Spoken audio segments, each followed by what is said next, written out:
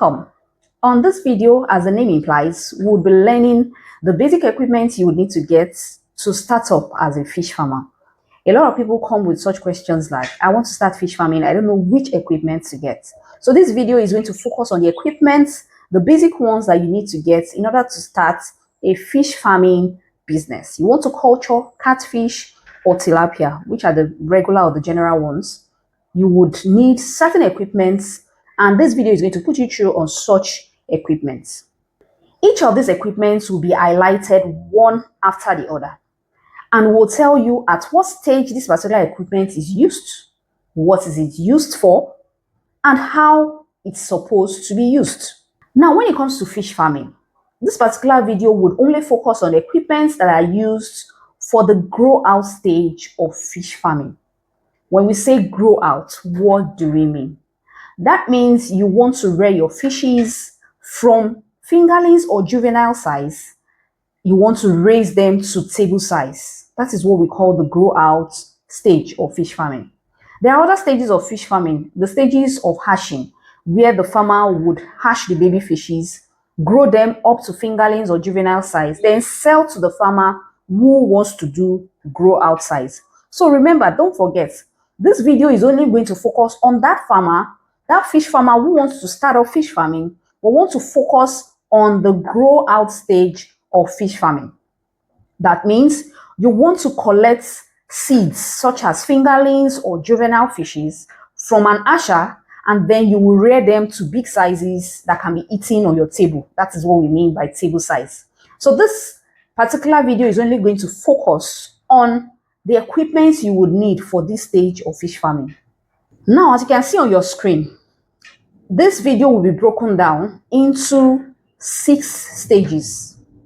The equipment that will be needed for the grow out stage of fish farming will be broken down into 6 stages, and that's what you can see on your screen right now. The first stage being the housing and infrastructure equipment. The next stage is water supply and management equipment. The next one is feeding equipment. The next is handling and harvesting equipment. And the next after that is waste and cleaning tools or equipment, yes. And then we have safety tools also. So these 6 stages is what we'll be breaking down this equipment into. So watch as we start up with number 1. So number 1 says infrastructure and housing equipment. At this stage, you need to ask yourself, where do I want to do this business? Do I have a land somewhere that is my own and I want to do fish farming there? Or do I want to, maybe I don't need to rent a space, a land for my fish farming business.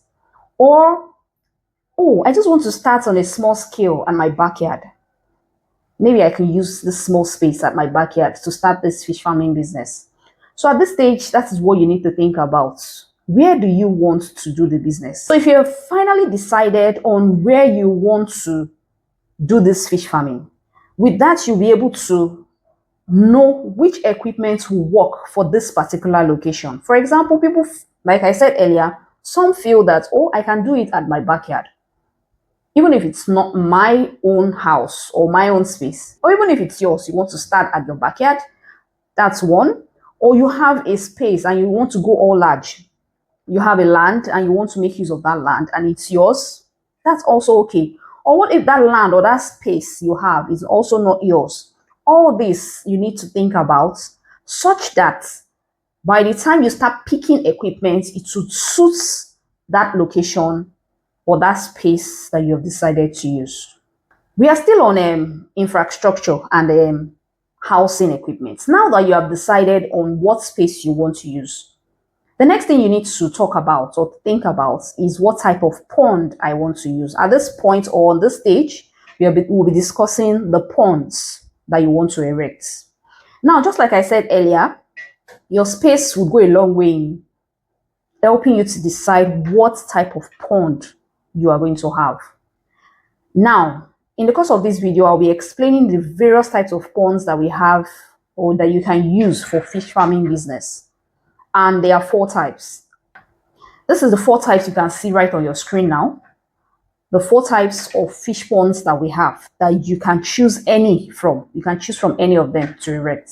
But remember, a lot of factors need to be considered before you pick a particular pond that you want to use. The 4 types of ponds that are common are, we have earthen pond. Earthen pond. You can see it right on your screen now. That is what we call an earthen pond. We have an earthen pond. The next type of pond is concrete pond. You can see the concrete pond on your screen right now. Concrete pond. The next one is tarpaulin pond. Tarpaulin pond. Next one is tarpaulin pond. As you can see on your screen, those are images. And then we have, of course, plastic ponds. Plastic ponds. You can see them on your screen right now.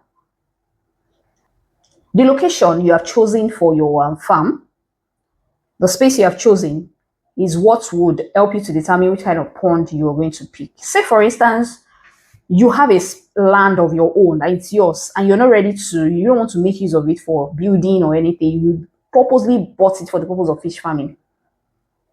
Then that is a permanent structure because it's yours. You can erect anything that is permanent on it. So from each of these ponds that we have, you can look at the one that looks more of something or a structure that is permanent. Say, for example, concrete pond. A concrete pond is more like a permanent structure. Like you can see in the image, it's more of a permanent structure where you get blocks, cements, and erect ponds on a space. Mostly preferred to be done on a space that is yours, that you own. But a space that is not yours, possibly you rented it, or you just want to use it temporarily, or it's not yours, of course you cannot erect a concrete pond on it, except the owner or you and the owner have an agreement on that. Also, if the space is borrowed or is on lease to you, or is just a temporary structure, you have temporary ponds or movable ponds that you can erect. Say, for instance, the tarpaulin pond and the plastic ponds. You can use this also for your fish farming. And at any point in time when you would want to move away from that location, you can easily carry them and move. So your location goes a long way in determining what type of pond you are going to have. Now, when it comes to earthen pond is also more of a permanent structure because it involves you digging the soil, as you can see on the image. Digging the soil and then putting water and then putting your fishes inside on the ground, on the earth. That is why it's called an earthen pond. Now, this pond, it's better or it's best that you dig these ponds in a location that is swampy or waterlogged, because that is where it's best for you to have an earthen pond. Because the essence of you having an earthen pond is for you to have a kind of natural habitat for your fish. Yes, that's the essence of people digging an earthen pond. They want to have that natural habitat for the fish. Just like we see fishes in the river, you get in the ocean, they are right there on the ground. So you want to create that kind of natural environment for them. That's why people dig earthen ponds. And what's the essence of digging an earthen pond? When you don't have this stream of water either flowing from underground or there's a river nearby that flows water into that pond. That water flows from the river into the pond. What's the essence of digging an earthen pond? I see people dig earthen ponds and then they now have to go line it because it's not retaining water. They have to get tarpaulins to line the earthen pond before they can put water so that it can retain water. I would have advised that the person should have just gone for a tarpaulin pond or a plastic pond instead of having to all the way dig earthen ponds in a land that is not swampy or waterlogged or has a river by the side flowing in water, and then you just dig on a dry land. It would not retain water. You keep pouring water into that earthen pond and it would not stay. It will keep draining off. And with earthen pond, you would either need to, of course, you can lease a land and with the agreement you have with the person you leased from, if the person agrees to you to dig the soil, of course, it's allowed. So it could either be, mostly it is permanent. It's a permanent kind of pond. But of course, you can always work your way through, whichever way you like it. So now we have highlighted these 4 ponds that you can erect. That's the starting point. That is where your fishes are going to live. that is their house, the ponds. We have mentioned the 4 types. So at this point of this video, in your mind, I think you should be thinking of certain locations you have decided in your head where you want to start the fish farming, and which particular type of pond you think would be ideal for you based on the images of these ponds that we have explained to you. Still on infrastructure. Now that you have gotten your ponds, either you've gotten your tarpaulin pond, or you've gotten your plastic ponds, or you've dug your earthen pond, or you've built your concrete ponds, there are certain infrastructures based on ponds that you also need to put in, and that is inlets and outlets. And all this has to do with plumbers, plumbing materials, and fittings. For example, you want to have an inlet where water will come into. You need to design that in your pond. Any of these ponds that you have designed or you have decided to use, be it earthen, concrete, tarpaulin, or plastic, there needs to be an inlet where water comes in from, and there's also supposed to be an outlet fitting where water can be drained out from. So those 2 things are very important. You can drain water out, or you can bring water in. And this is more important for the concrete ponds, the tarpaulin ponds, and the plastic ponds. For an earthen pond that is dug in a location that is waterlogged and swampy, you necessarily do not need this. Possibly you would need to bring in water, and also you would pump out water. But for earthen pond, the designs, you might not necessarily have to design that. Once you've dug your pond, it's fine. You bring in hose to bring in water, and then you can use a pumping machine to pump out water for earthen ponds. But for this other artificial kind of ponds, you need to design an inlet and an outlet so that water can come in anytime you want it to come in, and water can also go out anytime you want to drain or change the water in your pond. So under infrastructure, these items are also needed. Moving over to point B, and point B has to do with water management equipment. The water is where the fishes would live. You've built their house, the pond. Now, the next thing is your water. So there are some equipments that you would need in order to manage your water properly. Of course, like I said, if you're using the artificial ponds, say concrete, tarpaulin, or plastic, you would need a water source. Where is your water going to come from? Do you plan that you would get a borehole in your location? Would there be a borehole there in the space you have gotten for this fish farming? Of course, you will need a borehole to be dug so that you can have steady supply of water for any of these ponds that I mentioned. And for earthen pond, like I said, it has to be close to a river source. That will be the water source. Or it will be in a swampy area where water comes in from underground to refresh your pond. So now we are talking of the water equipment. These are things you need to think about and put in place. Where is my water going to come from? Because that is where the fishes are going to live. And on the screen right now, you can see that we have an equipment slide right there talking about pumping machine, of course, to pump your water from your borehole. If you want to pump in water, you need a storage tank. Yes, you will not only put water in your pod once and that's all. Water needs to be constantly changed, and you need a place where you would store water, because you might not want to start pumping directly from your borehole into your ponds. You might have an overhead tank that you can use to store water for use at any point in time you want to make use of it. And for some farmers, they also get what we call submersible pumps. These submersible pumps help you to pump water from a particular pond to another pond, because of course you will not have just one pond. In the course of you starting your fish farming, you would want to spread your fishes into different ponds, especially when you want to carry out sorting. So you might want to pump water from this pond. Oh, you don't need the water in this pond again, and it's quite okay, still okay for fishes. Or you mistakenly put water in a particular pond and you want to transfer the water from one pond to another. You might need a submersible water pump to help you do that. So that's also another equipment that you can get as a starter in fish farming. Please take note of all these equipment. So far, we have covered 2 points. Still on water equipment. Now you have your water where you've stored them. You've had your water in your ponds. The next thing you would also need to get as a starter in fish farmer is an equipment we call an aerator or an air pump. These aerators helps to improve the water quality. It helps to increase dissolved oxygen level in your water. It helps to reduce the number of times you would have to change your water. It helps to aerate your water. It helps a lot for fish farming, and it's one very compulsory equipment I usually recommend for starters in fish farming business. Not only for starters, for anyone who is doing fish farming. And aerators are needed in any type of pond. Any type of pond. These are samples of aerators on your screen right now. These are samples of aerators. They call them either aerators, air pumps, air blowers. For big ponds, very big ponds, and large quantity of ponds, you would have to get an air blower.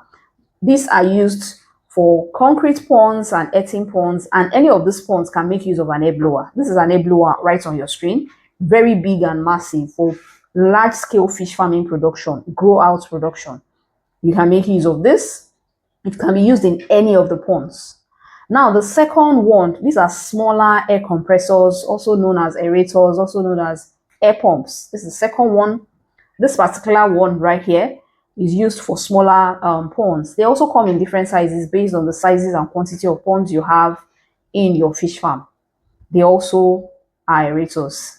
And the third one that you can also use is the one designed specifically for earthen ponds. You can see it right there. This particular one is very good for earthen pond. If you have an earthen pond, you can get this particular spray aerator that you are seeing on your screen now. For each of these aerators, they always have certain accessories that you need to get with them for them to be a complete setup, for you to be able to make use of them. They have things called air hose and hair stones that you need to get in order for you to be able to set them up. Now, still on water equipment, I would also recommend that you get something called a test kit, something to check the water pH. Because for someone who is doing grow out, who is doing raising fishes to grow out stages, then the person also needs to get a test kit. And it's very much important for you to check pH at the early stage. At that point in time when you got the fingerlings or the juveniles from the farmer, from the hasher who hashes, you purchased it from him and now you're about to stock it. It's good to check your water pH. Know if the pH is okay so that you can do one or two things before you stock the fishes, before you put them in your pond. So it's good to also have it handy at any point in time, a test kit to always check your water parameters. And here we have the third point, and that is feeding equipment. So what are feeding equipment? When it comes to feeding catfish, you can either do it manually or automatically. The world has gone way fast ahead and technology has been introduced into fish farming also. So we have both the manual and the automatic. Of course, you have your fish feeds readily available when you purchase them. Equipment that you would need to get at this stage, you need, of course, a big bowl that is covered, an airtight container, possibly a big one, where you would store your fish feed that you have purchased. A big drum that is airtight that you will cover. So you can, once you've opened the feed bags, hair starts to come in. You need to pour them in a container that is airtight so that it can be stored there. Anytime you need it, you can get it. Of course, you need a bowl.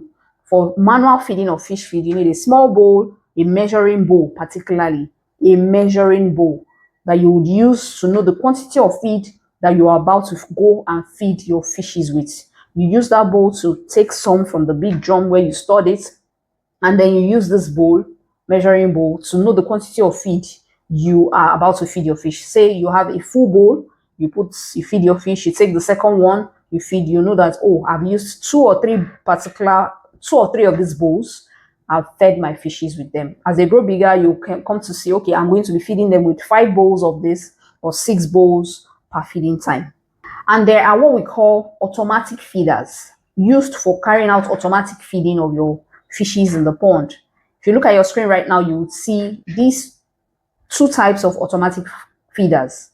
One is powered through electricity and rechargeable, and the other is powered through solar. So these are automatic feeders. They have calibrations of measurements in volumes of liters, where you pour your feed inside and you program automatically to feed your fish. All you need to do is to place them right beside your pond. Once you've carried out the automatic setting, you put it beside your pond and then it feeds your fishes automatically without you being there. So, like I said, manual feeding, automatic feeding, you can choose which one. For starters, it's good you start manually. Then as you understand this business, then you can go on to invest in automatic feeders that can help you to feed your fishes. Let's move over to the next one, which is handling and harvesting equipment. Handling and harvesting equipment. On this stage, we'll be having the following equipment. As you can see on your screen, we have, you need big bowls. Yes, big bowls at the point of harvest for your fishes. Big bowls or basins. Yes, that's that's what you'll be using for carrying your fishes. And then the next one is big sieves.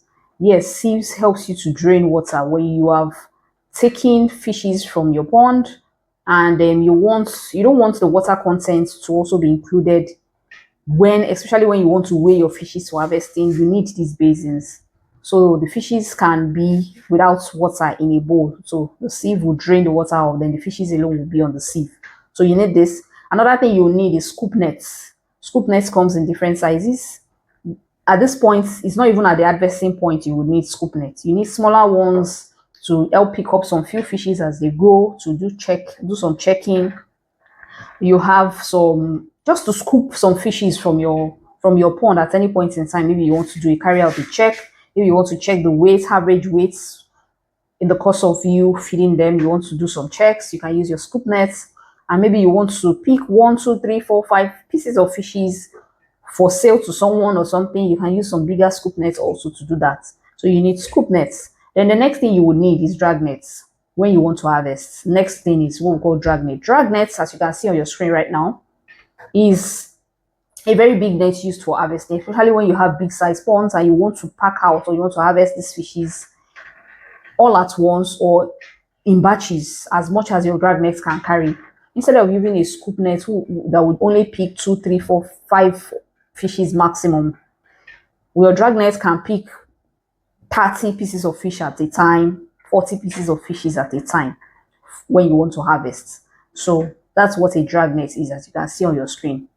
And then the next thing is a scale. You need a scale when you want to harvest. It's good to have your own scale. Do not depend on the buyer scale. You as a seller also need to have a scale to help you scale your fishes, because in fish farming, most times we sell based on weight. So when you scale your fishes, you're able to know what it's weighing and how much you are going to sell. So moving over to the next, which is waste and cleaning tool. Like I have said earlier in previous stages, of course, you need to have an outlet for your ponds where you will drain water, especially for the concrete ponds, tarpaulin ponds, and the plastic ponds. They need to have an outlet for draining water. Now, based on your location that you have chosen, you need to look for where you're going to channel those waters to. When you want to drain or change fish water, you should have a drainage system around that location where the water will go to, so that the environment will be kept clean. So you need to check for, or to make sure there's a drainage system where your water would be going to, your waste water will be going to. Also, still on that waste, you need to get brushes, especially if you have a concrete pond. It's good to have brushes. Whenever you want to clean your pond, you brush off the walls, brush these green algae that might have been on the walls of your pond, clean them up anytime you are doing cleaning. Anytime you're doing thorough cleaning, you can make use of these brushes. And for those who are using maybe plastic ponds or tarpaulin ponds, you can get a napkin also to clean the walls and the base whenever you're doing cleaning of your pond. So you need things like that, your napkin, you need brushes, of course you need a drainage system in this particular category. Anything that would help you to clean your ponds and to make your environment clean, kindly get it at this stage.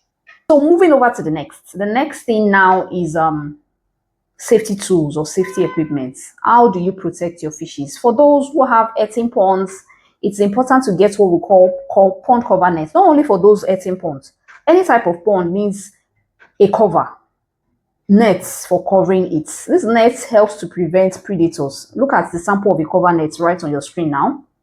A pond cover net for covering your ponds to prevent birds from eating your fishes, to prevent lizards or anything predator that can come eat your fishes. It's good you have it covered. If your ponds are in a location that it's covered already, you might not necessarily need a pond cover net, but it's important for you to get a pond cover net if your ponds are in an open space. This is also very important. And of course, in your farm, particularly for those, maybe those who have a netting pond, is also good to have what we call safety boots, of course, safety gloves for any farm activity. It is very important. And for people who are not readily in their farm, possibly they've employed some staff to work in their farm and their farm is quite on the large scale side, CCTV camera is also an equipment for security, for safety, that you can install in your farm to monitor your day-to-day activities of your staffs in your farm.